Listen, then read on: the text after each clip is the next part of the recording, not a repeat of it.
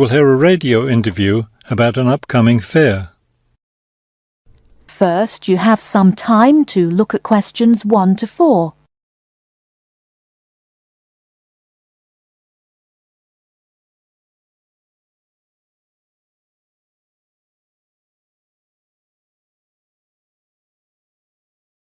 Now we shall begin.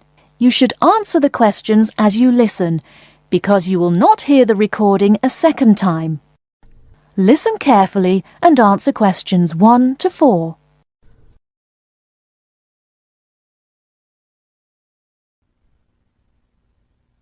Good afternoon and welcome to City Hour, the radio show that brings you all the latest information about events in and around our city. Today we have with us Cynthia Smith, who is heading up this year's City Fair.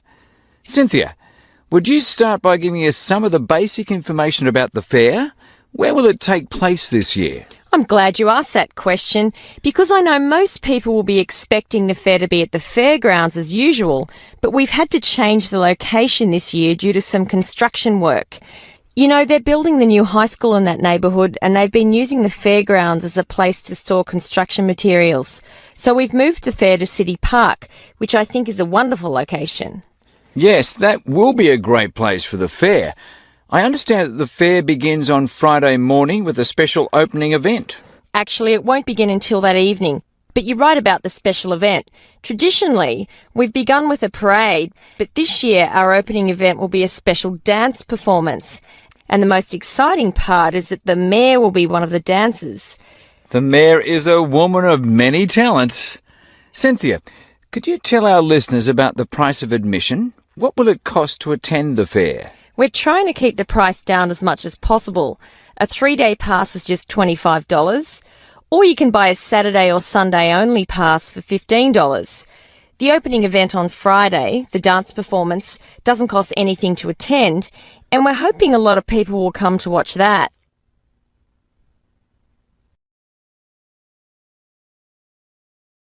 Before you hear the rest of the conversation, you have some time to look at questions 5 to 10.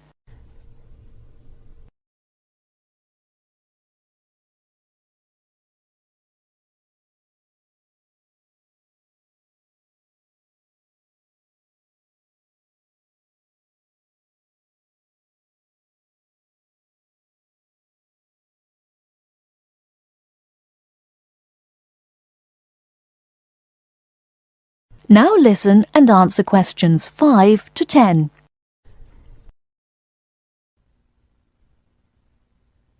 Could you tell us about some of the events planned for Saturday and Sunday, the main days of the fair? We have a lot of exciting things planned.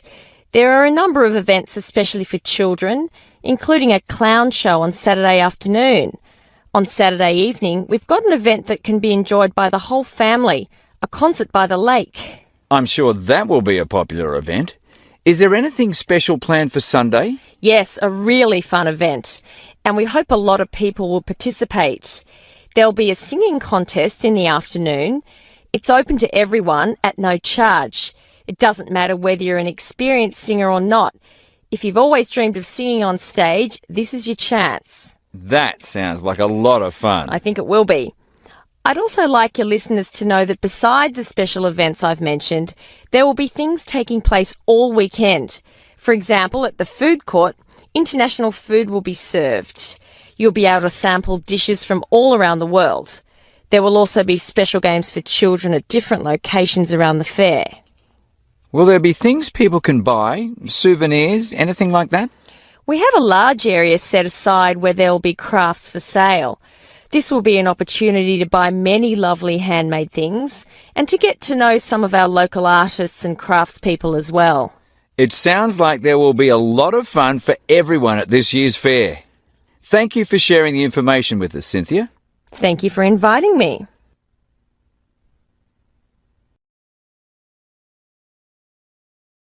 That is the end of part 1. You now have half a minute to check your answers.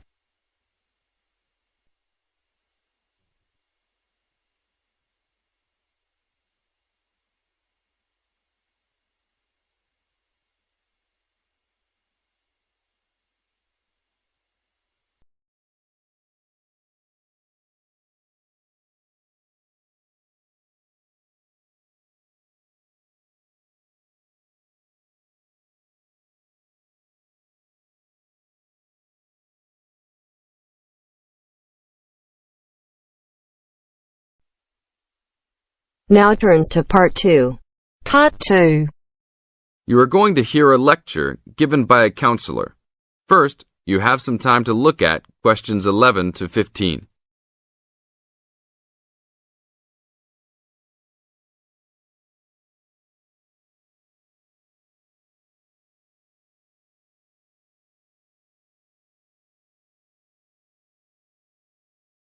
Now listen to the tape and answer questions 11 to 15.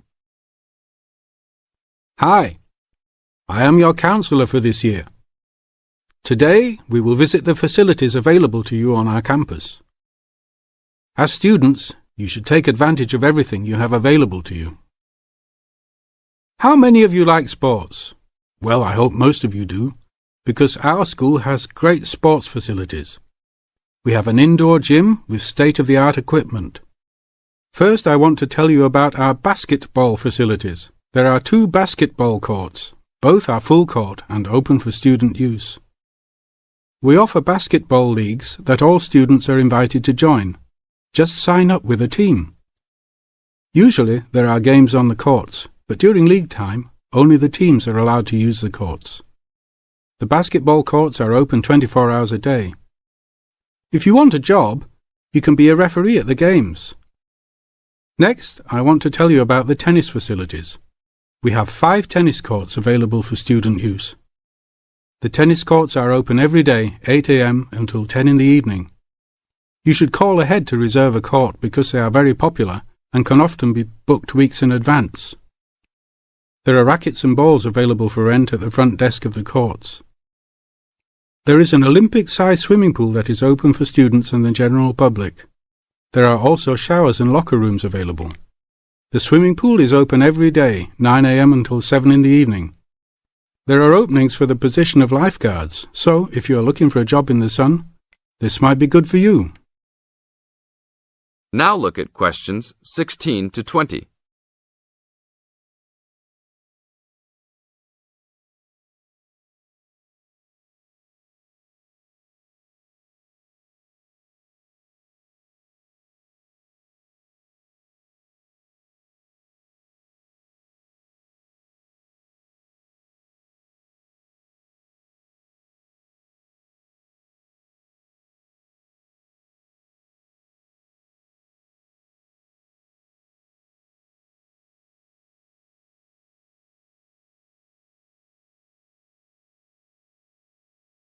Now listen to the tape and answer questions 16 to 20.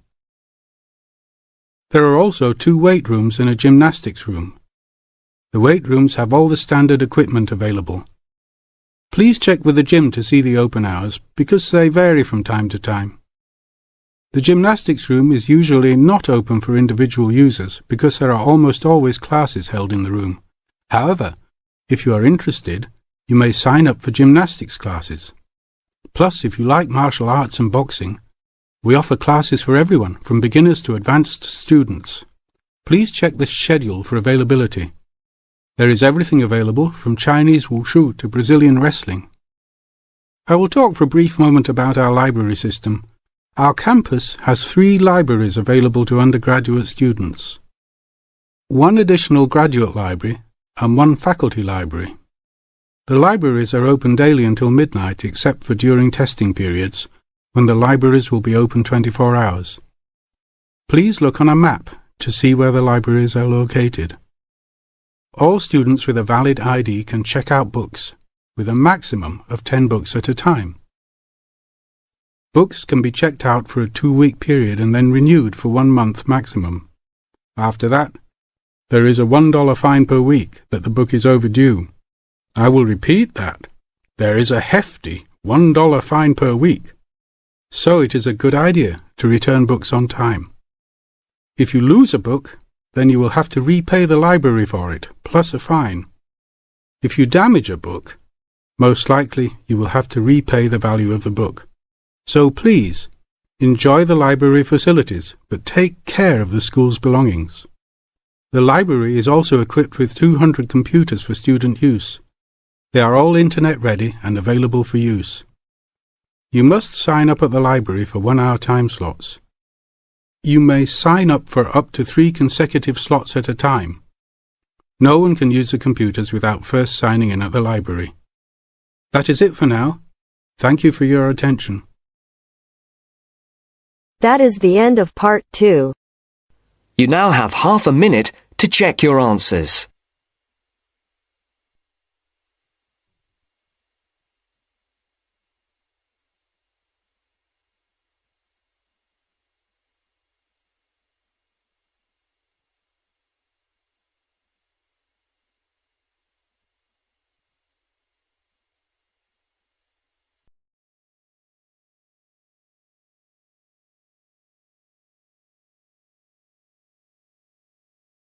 Now turns to part 3.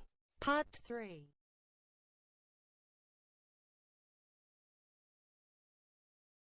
You will hear a discussion between a business student called Marco and his personal tutor about the courses that Marco should take. First, you have some time to look at questions 21 to 23 on page 5.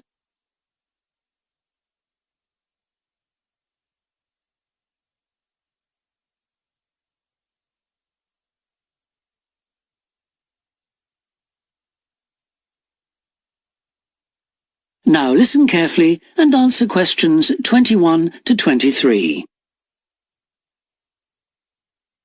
Hi, Marco. Come in. Thanks. I've got a bit stuck trying to select courses for next semester. Could you help me, please? Of course. Sit down. First of all, most people just go for the areas of business that they're interested in, but even if something doesn't look very stimulating, it's important that you can use it once you get a job. It's not much good choosing areas that aren't going to be helpful later on. Right. I want to go into management, so I'll need to think about that. And should I start specialising in a particular area yet? I don't think that's wise at this stage. It's better to aim for a wide variety of subjects, especially as management covers so many possibilities. You shouldn't be limiting your choices for later on. Yes, I see. You should also look at how the course is made up. Will you have regular seminars and tutorials, for example, as well as lectures? OK. Some of the lecturers are quite big names in their fields, aren't they? Mm-hmm. Should I aim to go to their courses? Well, remember that the lecturers who aren't well known may still be very good teachers. I'd say we have a consistently high standard of teaching in this department, so you don't need to worry about it. Before you hear the rest of the discussion, you have some time to look at questions 24 to 30 on pages 5 and 6.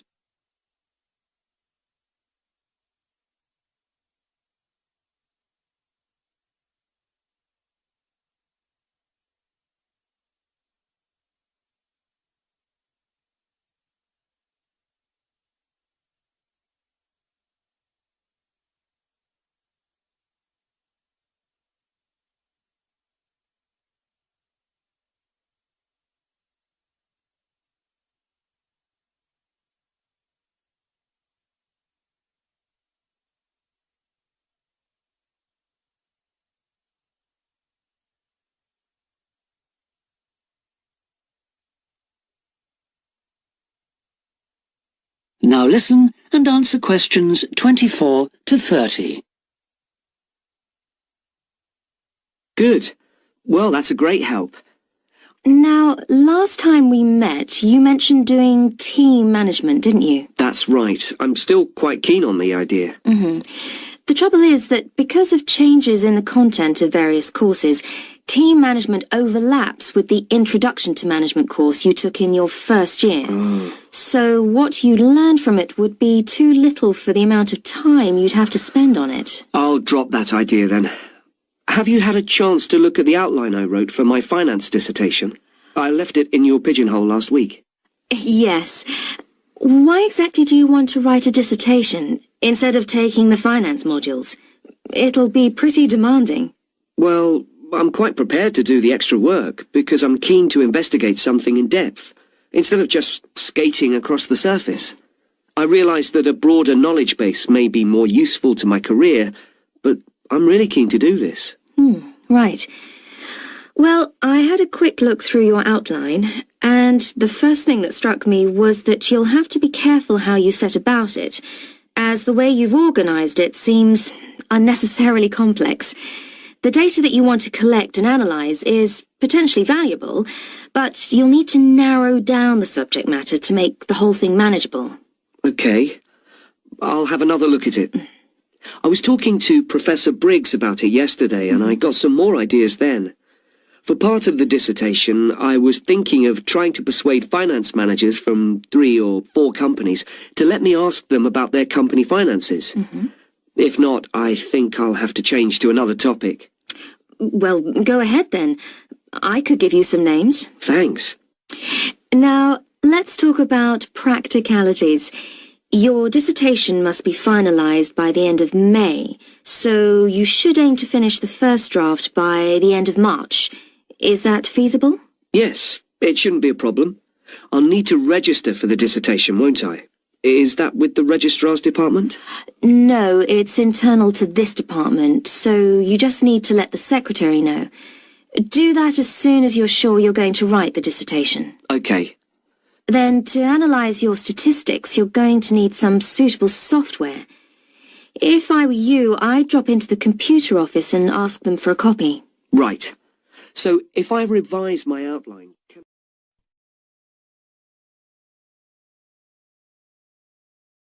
That is the end of part 3. You now have half a minute to check your answers.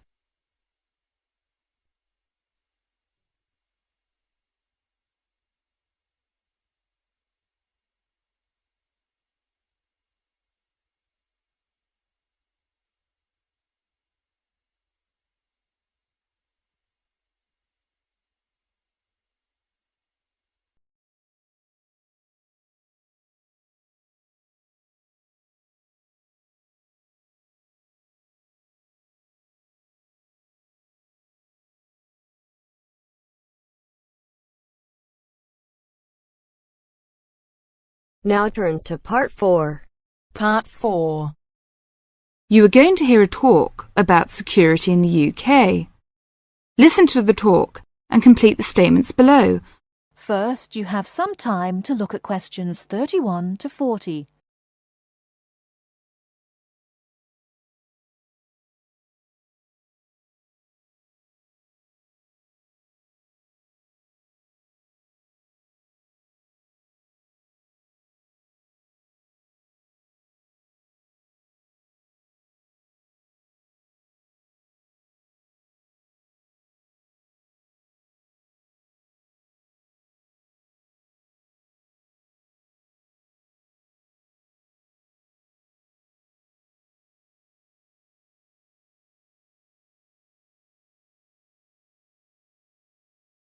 Now, listen carefully and answer questions 31 to 40. In large cities, for instance London, and crowded places such as airports and stations, there is the risk of theft. We do not want you to suffer the distress of losing important documents and valuables as soon as you step onto British soil. So here are some important do's and don'ts. Don't carry more cash than you need for daily expenses. If you stay at a hotel, do ask the manager to keep large sums of cash, documents and valuables in the hotel safe and give you a receipt for them. This is a free service. If cash is stolen, it is very unlikely to be recovered. Do keep separately a note of the serial numbers on your traveller's checks, so if they are lost you can inform your bank. Do take particular care of bank and credit cards. Do carry wallets and purses in an inside pocket or a handbag. Don't ever leave a bag unattended and make sure it is securely fastened when you are carrying it. Do carry jewellery and valuables such as cameras, radios and typewriters on you or with you and keep a note of any serial numbers. Do take special care of your passport, travel tickets and other important documents. Documents are at risk particularly at airports and stations where it is obvious that most people will be carrying them. Do make a note and keep it in a safe place of the number of your passport, its date and place of issue. This makes replacement easier if you are unlucky enough to lose it. If you don't want to carry heavy luggage around with you, you can leave it in a luggage office at most large stations and pick it up later. Keep the receipt so that you can reclaim your luggage. Check the opening hours, or you may find your luggage locked away when you need it again. If you lose any of your luggage in transit, take this up immediately with the officials of the airline or shipping line. But don't worry too much. 98% is found within 3 days. If you lose anything, go first to the lost property office at the airport or station, as it may have been found and handed in. If you lose your luggage in the street, or suspect it has been stolen rather than gone astray, find the nearest policeman who will advise you what to do. That is the end of part 4. You now have half a minute to check your answers.